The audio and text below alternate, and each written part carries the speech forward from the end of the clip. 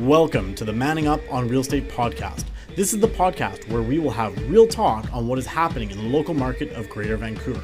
Here we'll discuss the news, strategies, and interviews to help you man up on your real estate career. I'm your host, Cameron Manning. All right, ladies and gentlemen, welcome back to the Manning Up on Real Estate podcast. So just wanted to first of all, apologize. It's been a month since I've been on here, but I'm coming back to you guys today with an amazing guest in the studio today. First of all, I just want to thank you for coming out. I've got James Knull coming out from Edmonton. Now, I've had people on the podcast from out of town before, but they normally call in and we're recording a conversation, over the phone or something. I actually have James Knull from Mogul Realty Group here in the studio with me today. Welcome, James. How you doing, buddy?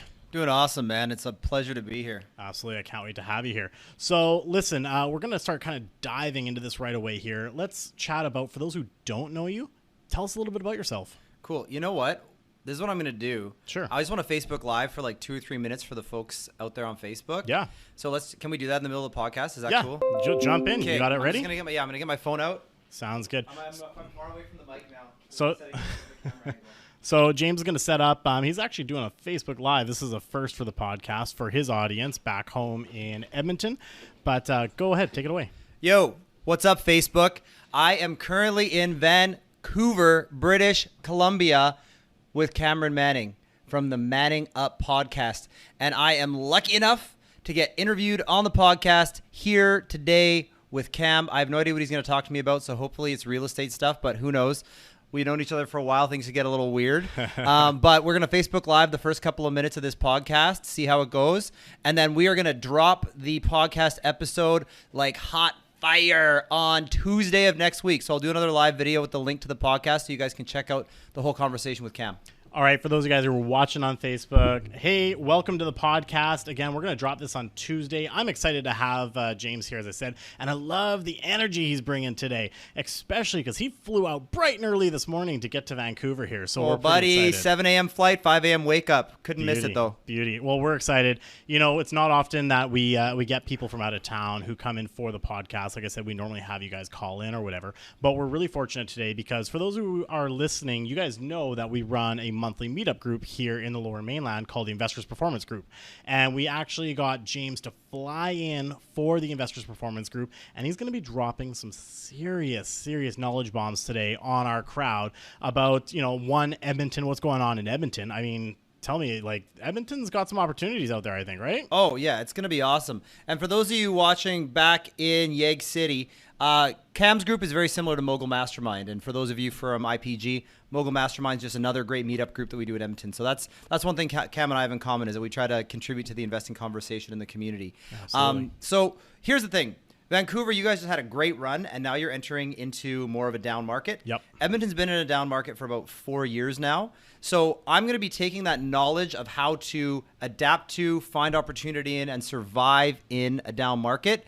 And then we're going to apply that conversation to what's happening in Vancouver because you guys are just entering that part of the market cycle. So what we're going to do is we're going to check out how to navigate that. I mean, Right. It's really easy to make decisions that are profitable when the market's going up. But I'll tell you right now, the Mogul crowd in Edmonton, the Mogul clientele, we have been making money like crazy with the deals that we've been doing in Edmonton. There is a way to be profitable in a down market. It's just all about adapting your strategy, shifting the way that you do things, and keeping your head up and playing it smart. Because for every downturn in a market, there's somebody who's, in a situation where their hard time turns into your opportunity, and we're all about finding those opportunities. And I'm guessing there's going to be opportunities in the Lower Mainland because of similar market stressors. So we're going to be talking about how to find those opportunities, how to capitalize on those opportunities. You know what? I am stoked that we're talking about this because at the end of the day, having someone coming from a market that's been down for a while and still finding opportunities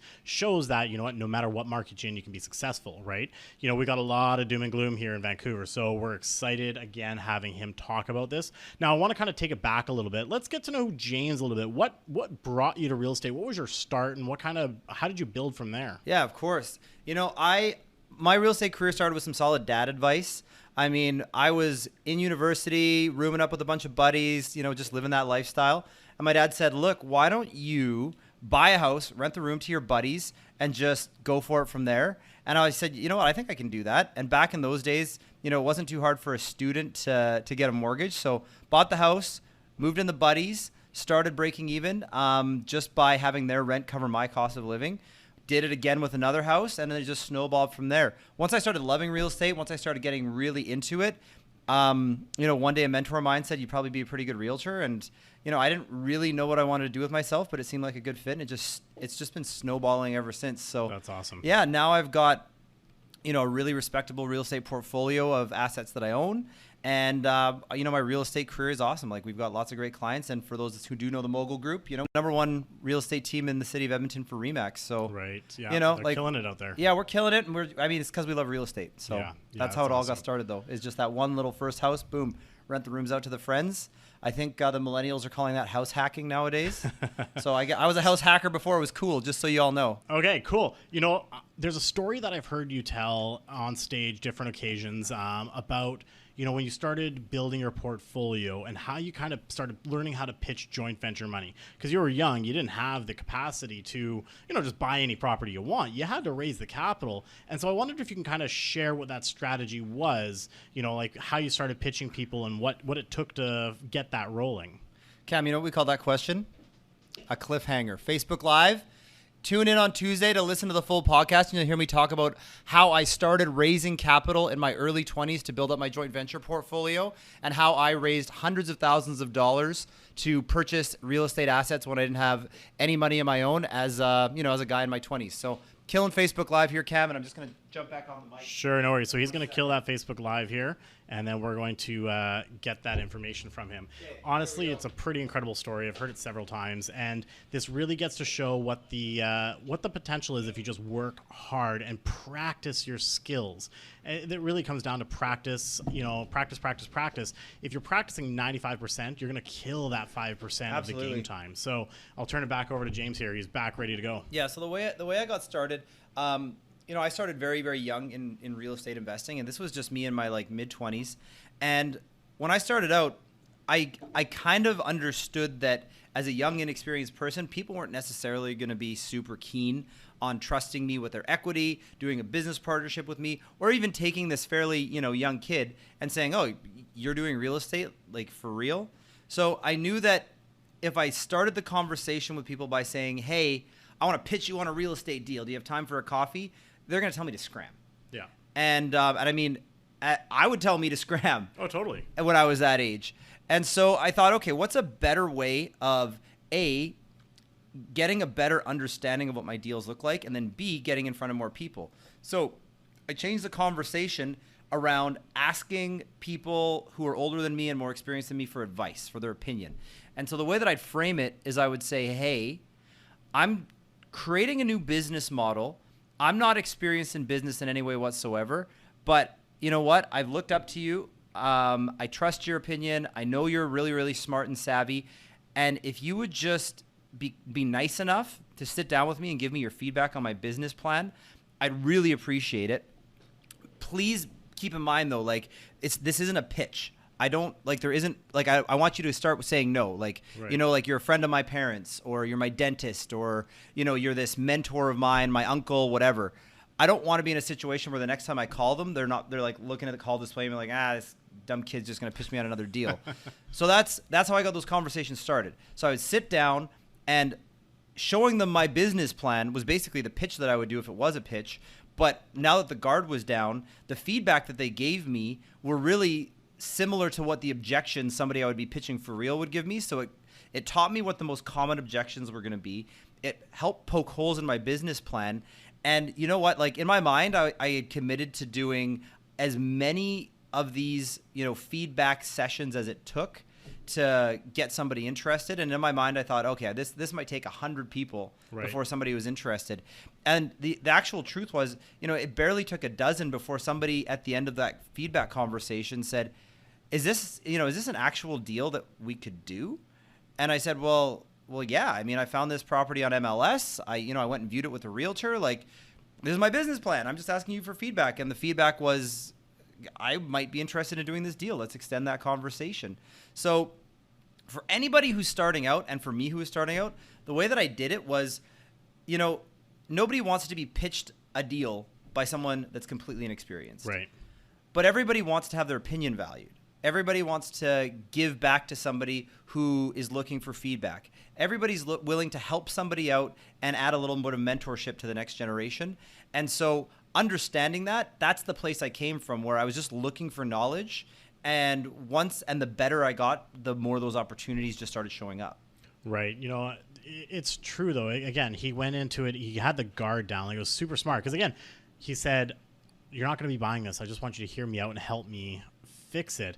And then suddenly you perfected that craft by just practicing. And you thought 100 times you'd probably have to do it before you'd land someone. And you said, what was it, half a dozen people? Yeah, somewhere. I don't know the exact number. Right. I mean, depending on how many drinks I've had when I tell the story, the number can change a little bit, right? But it was like a dozen-ish, right? Yeah. And, you know, you have to have fortitude to understand that people aren't going to want to do it, and that's okay. Rejection's okay. I mean, the more no's you take, the more yeses you might get as well. Well, right? And you know what? I patted my sensitive little ego by taking the no off the table from the get-go. Because I was just asking for feedback. I wasn't pitching and putting myself in a position where I was going to get a no. Yeah. All I was going to get was quote-unquote constructive feedback. Yeah. And the constructive feedback was just the most valuable part of the whole experience. Oh, for sure. For sure. Awesome. You know, they say like failure is a great teacher. But if you just ask somebody to be your teacher, that's a pretty good teacher too. Absolutely. Totally. I like that. Now, so you started building the joint ventures. You started getting people on board. And from there, you started actually building that portfolio. Exactly, yeah. Now, that portfolio morphed over time. It started with single-family homes, I believe. Correct, yeah. I was all about the basement suites because I wanted to get the two incomes from one property sort of thing. So makes sense. That's the starting point. Kind of an introduction to small multifamily. You know, you had 2 families, you know, per house. Yeah. And you've built your portfolio now more shifting into the multifamily realm, correct? That's right. Yeah. That's right. So by multifamily, we mean like small to medium-sized apartment buildings. Yeah. The biggest one I ever had was 40 units. Right. Our average building size is about 24 units, give or take. Yeah. And so that's a major shift just in how you operate your business as well. Because now you're not buying something that the banks and everyone else consider a home. You're now essentially buying a business, right? So, you know, as a commercial property, you're looking at, you know, income. You're really looking at income at this point. You're looking at expenses. You're looking at operation. That's right. And what was that shift for you initially? Like, how did your first few multifamily buildings go? The first one for me, I just thought, you know what? I want the challenge of doing a larger deal. I know that there's different ways to make returns with multifamily. If you can shift the income, you can shift the value in the building, which really appealed to me. So we just this little 12-suiter showed up, and we needed $200,000 to buy it. And the most amount of money I'd ever raised at one point in my entire career up to that point was like $100,000 for one house. Right, so it's almost double what you're used to. It was almost double the biggest deal I had ever done. Yeah. So I thought, okay, we're playing in a new arena here. And I'd had, you know, mentors and people who I was learning from talk about raising capital from multiple sources. So I thought, okay, set up a corporation, had people buy shares in that corporation by way of investing money into it. I mean, it's a little more complex than that, but this is the broad strokes, obviously. And then we used the money in the corporation to buy the building, and then we got her going. And, you know, that kind of helped me get my feet wet. And from there, we raised money into another corporation and bought another building, and then just kind of kept it going from there. Started snowballing it exactly, from there. Yeah. Now, you don't have to answer. It's up to you. But whereabout is that portfolio now? Starting with single-family homes, you know, how many doors are we looking at now in this portfolio? Just over 260 doors. 260 doors. Yeah. And this is a little over 10 years now. Yeah, a little over 10 years, probably about 12 since the very, very first one. That's amazing. But, you know, I bought more doors in the last year and a half than I did in the first 10 years before that. Like it really does start to escalate once you just get comfortable with larger deals. Absolutely. And you're taking advantage too in the last, you know, couple of years. The market, as we mentioned, has been down. Yeah. So you're practicing what you're preaching then by adding more to your portfolio and taking advantage of the opportunities, right? Totally, yeah. I mean, you know, when there's a down market, there's always somebody who is down in that down market, and that just presents an opportunity to, you know, get a price point that's in line with the market conditions. And absolutely, you know, I mean, we're buying buildings now that we would have paid 15% more for in 2014-15 when the market was really at its top point. So awesome. It's kind of cool to be, getting acquisitions at such a good price point, knowing where the potential is for it to come back to. Totally.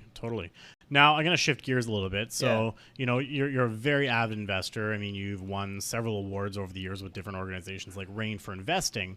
But again, you're an agent as well. You're That's a realtor right. in the Edmonton area with Remax Central, is it? Or no? Yeah, the central branch at Remax. Central branch at Remax in Edmonton. And over the last couple of years here, when we got to know you, you had a small team before, but you've really been ramping that side of it up as well, right? Yeah. So, it used to be James Knull, realtor, and he had his team. And then was maybe 3 years ago now, I want to say, correct me if I'm wrong, 3, maybe 4 years ago, all of a sudden Mogul Realty launched. January 1st, 2017. Picked a nice, easy date to remember. January 1st, 2017. So 2.5 years in. Yeah. So Mogul Realty is born. Now, there's a story behind Mogul, not just real estate mogul, right? Yeah. Tell me what's that? What's that kind of hidden part? Yeah. So the hidden meaning of mogul is obviously it's a cool play on words because you want to be a real estate mogul and we deal with investors. So, that's a fun concept. And we often talk in our office about being the everyday mogul. Right. It's all about having a great portfolio that provides a great lifestyle. And that's what being an everyday mogul is all about. You know what you need to live a great life. It's not about having more. It's about having a great life. Right. So that's kind of the everyday mogul kind of philosophy. But we also love skiing. And so that's the mogul of the Mogul Real Estate Group. Is I'm a huge skier. I can vouch for that. And I'll admit it here on the podcast. I went skiing once with James. Once. And that was a number of years ago. And, he thought I was playing it up. I am not a skier, folks, for those listening. I am not. I tumble. And he was joking. He's like, nah, no way, right? First run, little green run. I hadn't skied in like 7 years. Boom. I'm flat on my ass. And he sits there and says, you really are pretty bad at this, eh? So, yeah. Yeah, I've had people. I mean, I go skiing with all kinds of people. And, everybody tries to, they want to be humble. They're like, I'm no pro, I can get down okay. I'm not that good. And most people who say that, like, they're not going off crazy jumps or anything, but they can make their way down. But I remember it was kind of one of those runs that like is that like the green run is cut and there's trees on either side. So it's cut through the trees and it went down and kind of hooked to the left. And so I thought, okay, well, we're getting warmed up. So I just did a couple of nice, slow, easy turns and went around the corner and then looked back up the hill and I was like, where's Cam? Okay, whatever. Pulled my phone out of my pocket, answered an email, looked back up, no Cam. And I'm thinking, did he go the wrong way? What's going on? And then, one of our other friends came down and said, oh, Cam had a little bit of a fall. And then slowly inching around the corner, I see Cam just like full pizza around the corner. And I was like, okay, yeah, this is no joke. This guy is not a skier. All right. Yeah. I'm very much a summer guy. I sail boats and things like that. Not a skier. Mm-hmm. But, it was a great time, though. We had fun. And, yeah, I mean, we just were like, okay, let's accelerate that path to the chalet and grab some beers. Yeah, basically. But, and I was sore afterwards. But again, going back to it, so he really takes his passion for skiing because he actually, at the time when we did that trip, you spent 4 months up in Whistler, BC. Yeah, that's basically right. Like a mini retirement kind of ish. Basically, yeah. I mean, I read the classic 4-hour work week at the beginning of 2014, and I said, damn it, I want to do a mini retirement. Yep. And I'd always wanted to be a ski bum, and instead of being a ski bum, I got into being a real estate investor and realtor. And so, I'd traveled, but I'd never done anything quite like that before. So I said, okay, let's make 2014 about shaping my business in a way that's going to allow me to do this getaway. It went great. It was awesome. And while I was there in 2015, this is where I really started taking some of my discretionary time to educate myself on going from a single agent plus assistant to actually building a team. And, it still took from about I got back in mid-2015, from mid-2015 to mid-2016 to really solidify how I wanted to build that business and build that team. And then starting in 2016, I put all the structures in place, developed the business plan, started recruiting my first key hires. And then 2017, January 1st, we just launched. And it went from being James Knull, the realtor, to Mogul Realty Group. And then we've been, aggressively growing that ever since. Yeah, and it's to the point aggressively growing it where some of the members of your team are also becoming award-winning realtors on your team as well. Yeah. I believe it was Adrian was the rookie of the year for Remax or something. Yeah, you know what? I got to give a huge shout out to Adrian because he was the rookie of the year for Remax Edmonton, which is a pretty large pool of new agents. Remax has the biggest market share in Edmonton. Right.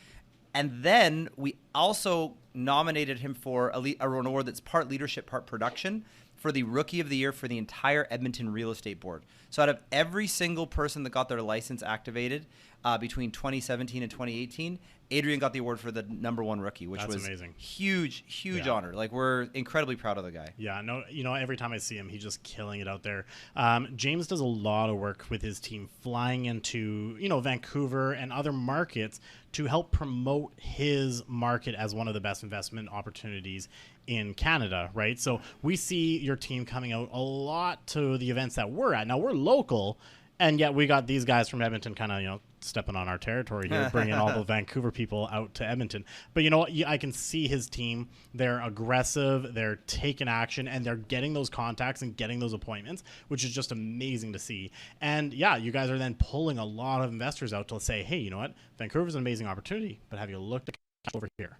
Okay, so again, Adrian just killing it out there, getting nominated for that award with the board, as well as being the Rookie of the Year for Remax in his first year real estate. Yeah. So it goes to show like the level of leadership too that's being provided to Mogul Realty, because you took this opportunity to say, I need something different to be able to grow, not just the real estate investing career, but your business as well. So you're not 100% reliant on you being the individual guy doing all the work, because that's kind of what I'm assuming, right? Exactly, yeah. And it allows me to help build the talent of the other people on the team, because, Adrian's gotten those couple of awards, but the other realtors on the team all do very, very well. Totally. They're all very, very highly productive agents, which is super awesome. So they all deserve a lot of credit for how good of a job they do. And for me, I really enjoy activities that, kind of build the business and help keep our existing clientele happy and attract new clientele. Yeah. And with them being able to work with clients to help show them houses, sell their houses, negotiate deals, it opens up my bandwidth to focus on extending Mogul's reach and ultimately helping more people with our service level. For sure. And as the Mogul Realty team, you guys, you're focused heavily with investors, similar to our team here. Yeah. But you guys do a lot of different creative stuff. Like, one thing I saw you guys do was just recently, actually, was the Ugly House Tour, right? Mm-hmm. Tell me about the Ugly House Tour. How'd that go? Yeah, it was awesome. The Ugly House Tour was really meant for people that either want to do the strategy of flip to somebody else for profit or flip to yourself to keep the equity. Right. And it was an educational journey where we showed renovation projects mid-construction, in progress. We showed a finished product of a beautifully renovated and flipped house. And then we showed a couple of before targets, like houses that were in really rough shape, that people would actually be able to purchase as an opportunity as well. So it was kind of like before, during, and after, with the content of everything in between, teaching people the fundamentals of good flipping and good renovating. And then we also introduced people to contractors and sub-trades that they could utilize for building out their construction projects. Now, curious, because again, we talked about how you guys are like coming into other markets. How many people on that Ugly House Tour were from out of town? Probably about 35%, 1/3 of them, yeah. So that's pretty good. Vancouver, Toronto, Calgary. Yeah, so you're pulling in all these other investors across Canada. Again, thinking outside the box, because most realtors out there, they're going to focus on their market segment. And a lot of times, like especially in the Lower Mainland, they're like city specific. Like, I don't leave Maple Ridge. Whereas you guys are like, I got to go everywhere to bring in the leads to make sure you're maximizing your sales, because that's the only way you're going to grow. If you're so market specific, you're only setting, a small target of potential leads, right? Yeah, Edmonton's got a really unique value proposition that's different from some of the other cities in Canada, like Vancouver, Calgary, Toronto, the other big three. Mm-hmm.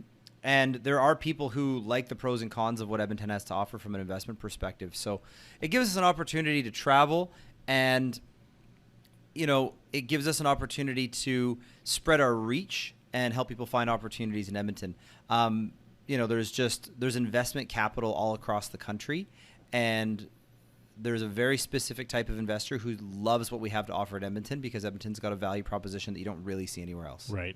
And the big part of the proposition there is you guys cash flow quite well with your properties, right? Exactly. We cash flow extremely, extremely well.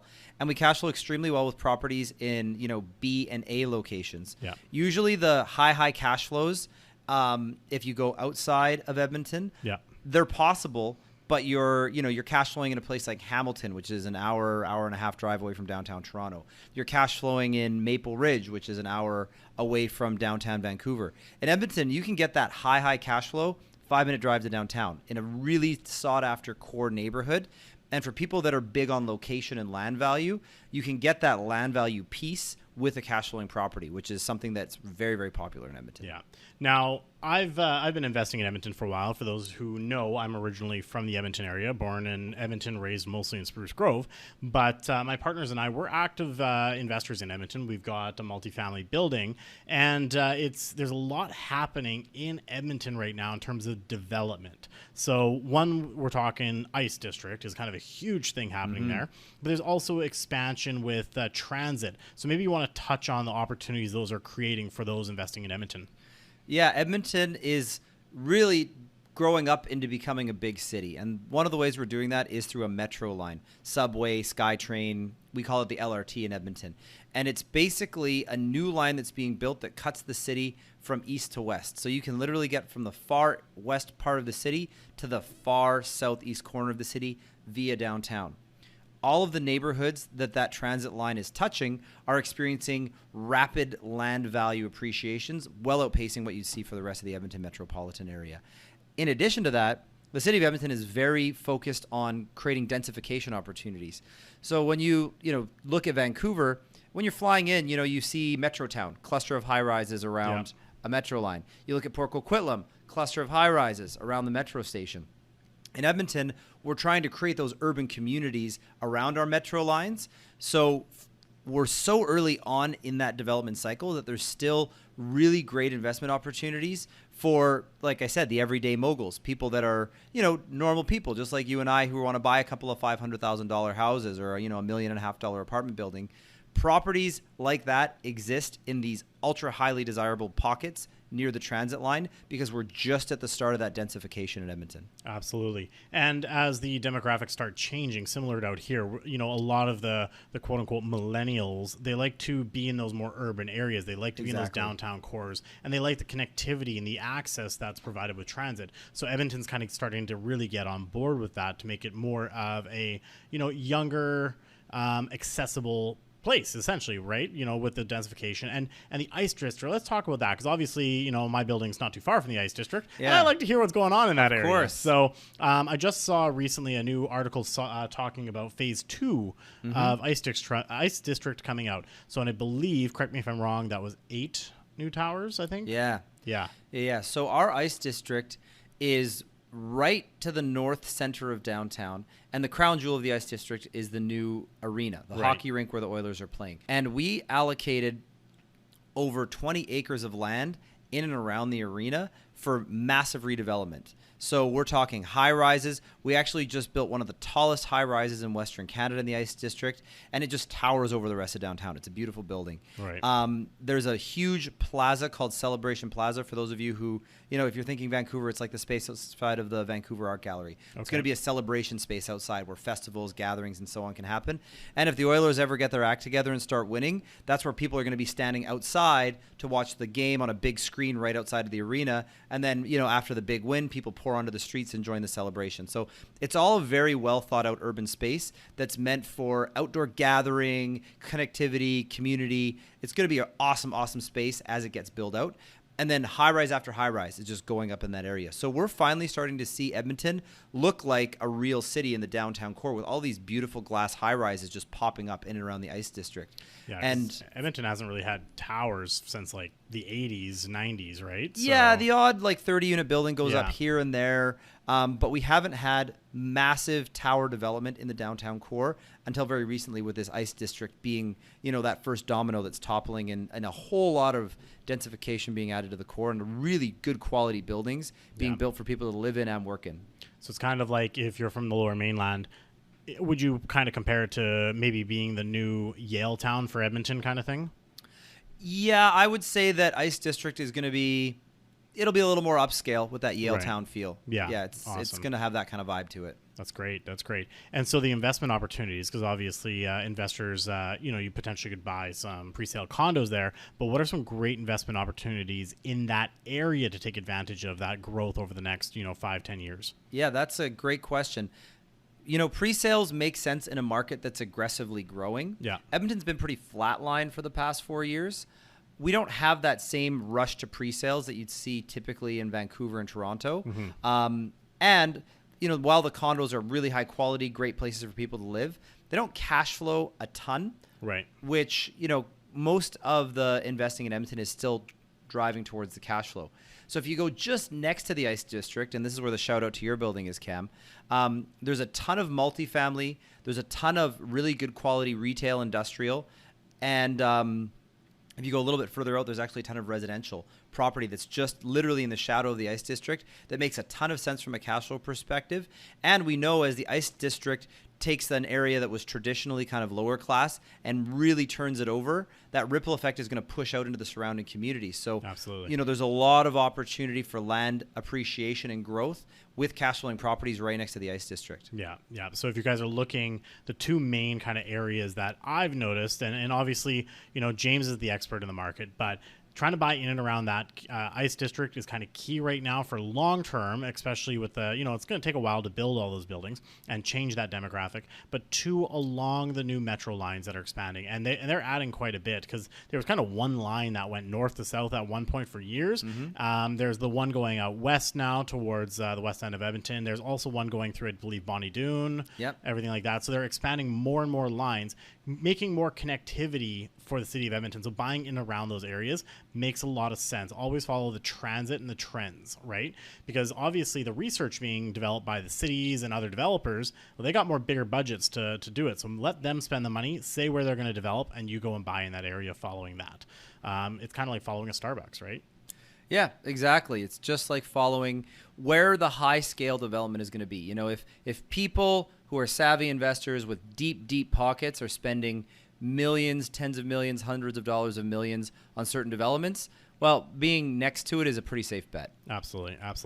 All right, so we're going to slowly start wrapping it up here, because obviously we've got an event that we have to do today. Yeah. And, one thing that I always like to ask my speakers, we've given them a lot of knowledge, but I always like to ask for a book recommendation. So if you were to say, this is one book I highly, highly recommend you read, it can be real estate, it can be professional development, could even just be a great sci-fi if you want. Whatever you say that, this is something I really recommend you get into that'll help you out, what would that book be? My number one backbone foundational book is Eat That Frog by Brian Tracy. Eat the Frog, yeah. That's anybody I talk to, it's like if you can read one book, that's the book. It's a quick read. It's like a tip-based format. So every chapter is very short, very digestible, and just a practical tip on time management. And nothing has made me more productive than just the tips in that book. And it doesn't take hours to read. You can read it in a couple hours if you want. Read that, I think is really kind of a professional development book, even though I don't think it's meaning to be, is 11 Rings by Phil Jackson. He was the coach of the Bulls in the Jordan era. And me trying to hone my leadership and, in my organization, hard driving competitive individuals in my real estate company, learned and still inspired and led those guys to win championships. It's, most prolific people in the sports world, pretty much ever. So it's awesome. And that was called 11 Rings. 11 Rings, yeah. All right, I'm gonna have to look that one up myself. Yeah, so. It's great, and the audiobook's fantastic too. I'm an audiobook guy. I say read, but I downloaded the audiobook on Audible, and it's really, really nice. Yeah, absolutely. No, I'm a big fan of Audible as well. Pop it in. As realtors, we're on the road a lot, driving around, so you can get in, your book time there.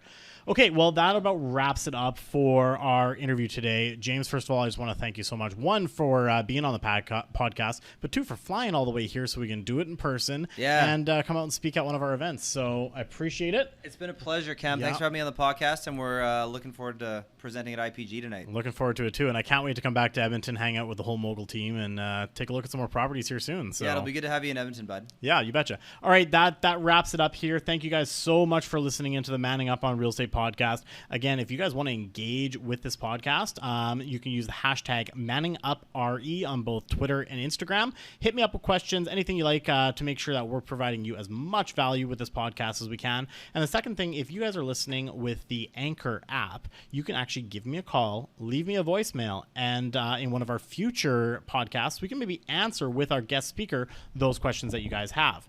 Again, if you guys want more content as well, check me out on YouTube, youtube.com/Cameron Manning. That's it for me today. We'll talk to you guys in the next podcast. Hey now, hey now, hey now, hey now, hey now. What you gonna do with your life?